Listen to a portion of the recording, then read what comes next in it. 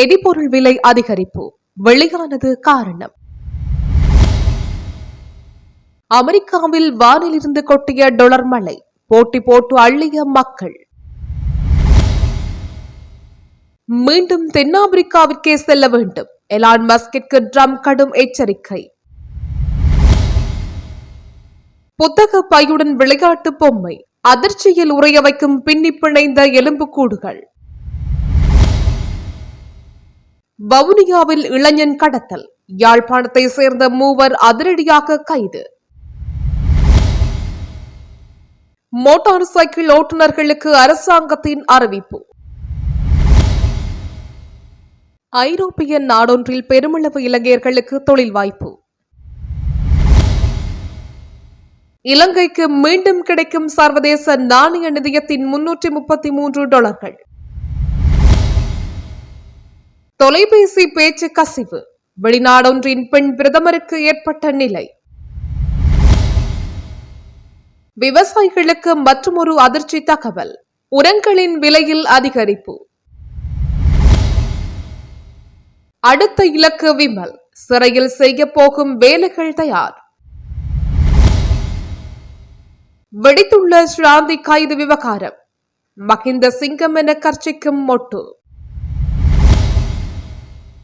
கடந்த மாதத்தை விட இந்த மாதம் உலக சந்தையில் கச்சா எண்ணெயின் விலை சிறிது அதிகரிப்பு ஏற்பட்டதால் இந்த முறை எரிபொருள் விலை அதிகரிக்க வேண்டியிருந்தது என்று இலங்கை பெட்ரோலிய கூட்டுத்தாபனத்தின் தலைவர் ஜனக ராஜகருணா தெரிவித்துள்ளார். எரிபொருள் விலை சூத்திரம் தொடர்பான தரவுகளை இலங்கை பெட்ரோலிய கூட்டுத்தாபனம் அமைச்சகத்திற்கு அனுப்பி பின்னர் எரிபொருள் விலை குறித்து முடிவு செய்யும் என்றும் அவர் கூறினார். மத்திய கிழக்கில் நடந்த போர் காரணமாக ஜூன் மாதத்தில் எரிபொருள் விலை அதிகரித்ததாகவும் அந்த போரின் போது எரிபொருள் விலை அதிகரித்த காலகட்டத்தில் டீசல் கப்பல் ஒன்றை வாங்க வேண்டியிருந்தது என்றும், எனவே இம்முறை நாட்டில் எரிபொருள் விலை குறித்த முடிவில் ஒரு வலுவான தாக்கத்தை ஏற்படுத்தியது என்றும் அவர் குறிப்பிட்டுள்ளார். கொழும்பில் நடைபெற்ற ஊடக மாநாட்டில் உரையாற்றும் போது அவர் இந்த கருத்துக்களை தெரிவித்தார். எரிபொருள் விலைகளை நிர்ணயிக்கும் போது மக்களுக்கு அதிகபட்ச நிவாரணம் வழங்க எண்ணெய் கூட்டுத்தாபனம் நடவடிக்கை எடுத்தால் இது நாட்டில் எண்ணெய் வர்த்தகத்தில் ஈடுபட்டுள்ள பிற நிறுவனங்களுக்கு ஏற்படும் எந்தவொரு இழப்பிற்கும் பொறுப்பேற்க வேண்டியிருக்கும் என்றும், கடந்த காலங்களில் தொடர்புடைய ஒப்பந்தங்களை செய்ய முயற்சிகள் மேற்கொள்ளப்பட்டதாகவும் அவர் மேலும் கூறினார். அமெரிக்காவில் உயிரிழந்த ஒருவரின் கடைசி ஆசை காரணமாக உலக வானூர்தியிலிருந்து பெருந்தொகை டொலர் நிலத்தில் கொட்டப்பட்டதாக சர்வதேச ஊடகங்கள் தெரிவித்துள்ளன.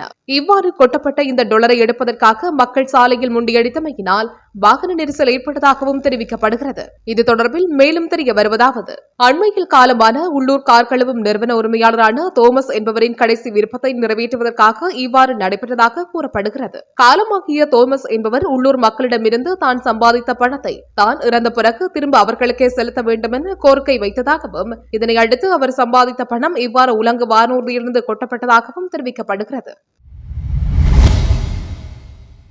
அமெரிக்க ஜனாதிபதி ட்ரம்ப் கொண்டு வந்துள்ள வரி மற்றும் செலவு சட்ட மூலத்துக்கு உலக பணக்காரரான எலான் மஸ்க் தொடர்ந்து எதிர்ப்பு தெரிவித்து வருகிறார். இதற்கிடையே இந்த சட்ட மூலம் அமெரிக்க செனட் சபையில் நிறைவேற்றப்பட்டதை அடுத்து புதிய கட்சியை தொடங்குவேன் என்று எலான் மஸ்க் தெரிவித்தார். இந்நிலையில் எலான் மஸ்க் மீண்டும் தென்னாப்பிரிக்காவுக்கே செல்ல வேண்டியிருக்கும் என்று அமெரிக்க ஜனாதிபதி ட்ரம்ப் எச்சரிக்கை விடுத்துள்ளார். இதுகுறித்து ட்ரம்ப் தனது சமூக வலைதள பதிவில் குறிப்பிட்டதாவது, ஜனாதிபதி தேர்தலில் எலான் மஸ்க் என்னை தீவிரமாக ஆதரித்தார். ஆனால் EV வாகனங்களுக்கான நுகர்வோர் வரி சலுகையை ரத்து செய்ய வேண்டும் என்பதை நீண்ட நாட்கள் நான் கூறி வருகிறேன். இது எலான் மஸ்கிற்கும் தெரியும். வரலாற்றில் எந்த மனிதரையும் விட அதிக சலுகைகளை அனுபவிப்பது எலான் மஸ்க் தான். சலுகைகள் மட்டும் இல்லை என்றால் எலான் மஸ்க் தென்னாப்பிரிக்காவுக்கே திரும்பி செல்ல வேண்டியிருக்கும் என்று பதிவிட்டுள்ளார்.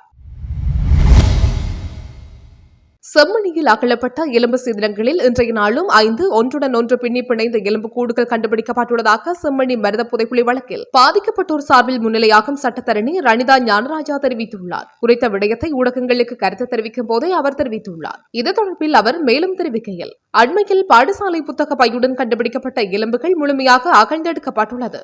அந்த புத்தக பையுடன் ஒரு குழந்தை விளையாடும் பொம்மை மற்றும் செருப்பு ஒன்றும் கண்டெடுக்கப்பட்டுள்ளது. இவ்வாறு இதுவரை கண்டெடுக்கப்பட்ட 33 எலும்புக்கூடுகளுடன் இன்று கண்டெடுக்கப்பட்டவை மேலதிகமானவை என்பதுடன் 5 தொகுதிகளாக இவை கண்டெடுக்கப்பட்டுள்ள நிலையில் எத்தனை என முடிவாக கணிக்க முடியாமல் உள்ளது என அவர் மேலும் தெரிவித்துள்ளார். யாழ்ப்பாணத்திலிருந்து வருகை தந்து வவுனியா இளைஞர் ஒருவரை தாக்கி அவரிடமிருந்து 50,000 ரூபாய் பணத்தை பறித்து சென்ற குற்றச்சாட்டில் 3 கைது செய்யப்பட்டுள்ளதாக வவுனியா குற்றத்தடுப்பு பிரிவு காவல்துறையினர் தெரிவித்துள்ளனர்.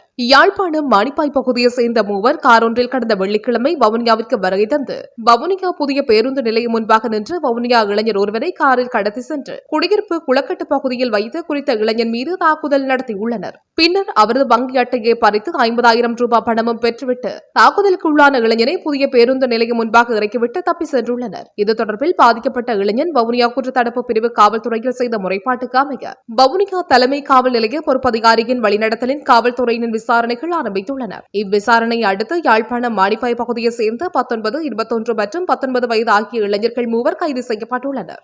மேலதிக விசாரணைகளின் பின் நீதிமன்றில் முன்னிலைப்படுத்தப்பட உள்ளதாக காவல்துறையினர் மேலும் தெரிவித்துள்ளனர்.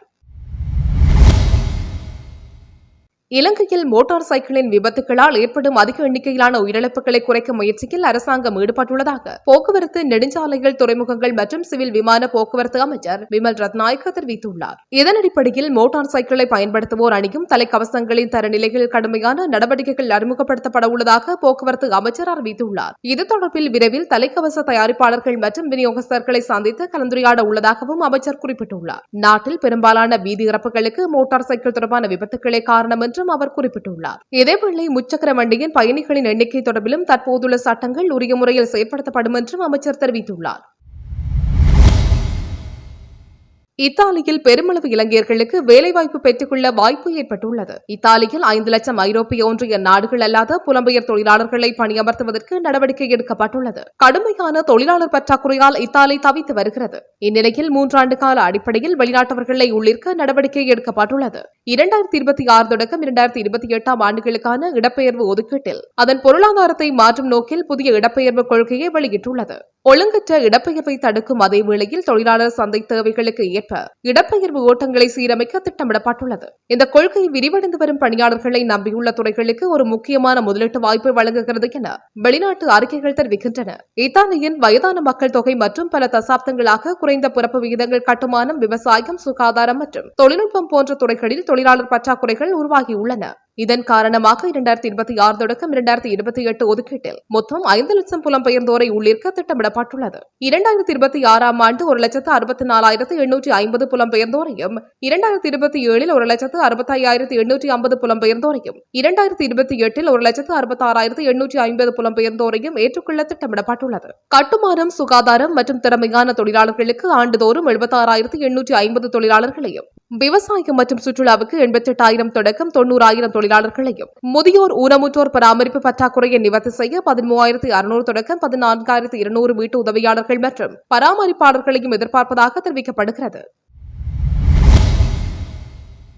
இலங்கையின் விரிவாக்கப்பட்ட நிதி வசதி ஏற்பாட்டின் 4வது மதிப்பாய்வை சர்வதேச நாணய நிதியத்தின் நிர்வாக குழு அங்கீகரித்துள்ளது. இந்த அங்கீகாரம் நேற்று வழங்கப்பட்டுள்ளது. நேற்று விரிவாக்கப்பட்ட நிதி வசதியின் கீழ் இலங்கையின் 4வது மதிப்பாய்வை மதிப்பீடு செய்ய சர்வதேச நாணய நிதியத்தின் நிர்வாக குழு திட்டமிட்டிருந்தது. இதன் அடிப்படையில் நேற்று கூடிய நிதியத்தின் நிர்வாக குழு அதற்கான அங்கீகாரத்தை வழங்கியது. முன்னதாக 2025 ஏப்ரல் 25 அன்று சர்வதேச நாணய நிதிய பணியாளர்களும் இலங்கை அதிகாரிகளும் இலங்கையின் திட்டத்தின் 4வது மதிப்பாய்வில் பணியாளர் அளவிலான உடன்பாட்டை எட்டினர். இந்த மதிப்பாய்வு நிதியத்தின் நிர்வாக குழு அங்கீகரிக்கப்பட்டதும் இலங்கைக்கு சுமார் 344 மில்லியன் டாலர்கள் நிதியுதவி கிடைக்கும். இதற்கான நிபந்தனையாகவே இலங்கையில் மின்சார கட்டணத்தை அதிகரிக்க வேண்டும் என்ற விடயம் சர்வதேச நாணய நிதியத்தினால் விதிக்கப்பட்டிருந்தமையும் அதனை அரசாங்கம் கடந்த வாரத்தில் மேற்கொண்டமையும் குறிப்பிடத்தக்கது.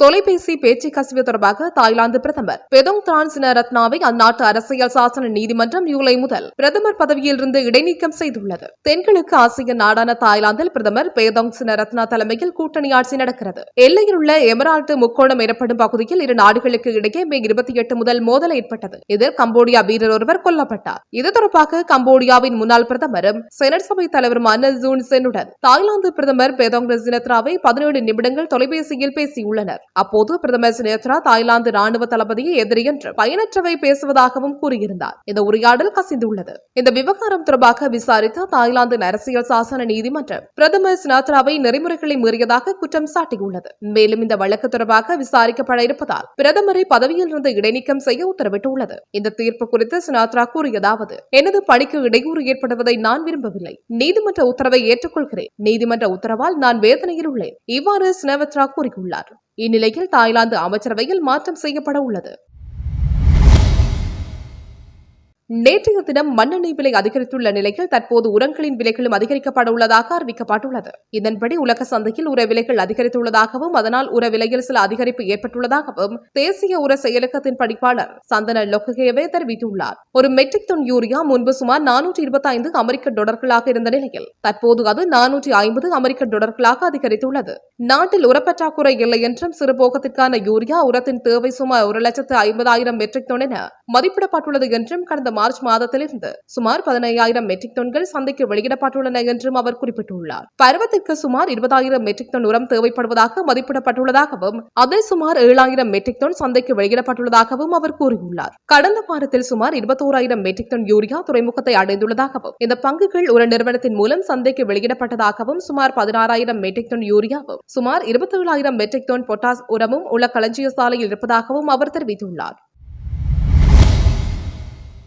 லஞ்ச ஊழல் ஒழிப்பு ஆணைக்குழுவில் இருந்து வாக்குமூலம் ஒன்றை பதிவு செய்வதற்காக தனக்கு அழைப்பாணை கிடைத்துள்ளதாக முன்னாள் அமைச்சர் விமல் வீரவன்ச தெரிவித்துள்ளார். விசாரணையின் பின்னர் தான் கைது செய்யப்பட்டால் சிறையில் செய்வதற்கு தனக்கு சில வேலைகள் இருப்பதாகவும் அவர் குறிப்பிட்டார். இது தொடர்பில் அவர் மேலும் குறிப்பிடுகையில், நான் வீடமைப்பு விவகார அமைச்சராக இருந்தபோது விற்பனை செய்யப்பட்ட சில கடைகள் தொடர்பில் வாக்குமூலம் பெறுவதற்காக லஞ்ச ஊழல் ஒழிப்பு ஆணைக்குழுவினர் என்னை அழைத்துள்ளனர். ஒரு திகதியை குறிப்பிட்டு அன்றைய தினம் வாக்குமூலத்தை பதிவு செய்வதற்காக வருமாறு வேண்டுகோள் விடுத்திருந்தனர். அன்றைய தினம் எனக்கு வேறு ஒரு வழக்கு உள்ளதால் சமூகம் அளிக்க முடியாது என தெரிவித்து நான் கடிதம் எழுதியுள்ளேன். முன்னர் போல அவர்கள் என்னை சிறையில் அடைத்தால் கிடைக்கின்ற நேரத்தை சிறந்த முறையில் பயன்படுத்துவேன். கடந்த தடவை அவர்கள் என்னை சிறையில் அடைத்த வேளை 2 நூல்களை எழுதி 5 ஓவியங்களை வரைந்தேன். இம்முறை சிறையில் அடைத்தால் அவ்வாறு நூல்களை எழுதுவேன் என குறிப்பிட்டுள்ளார்.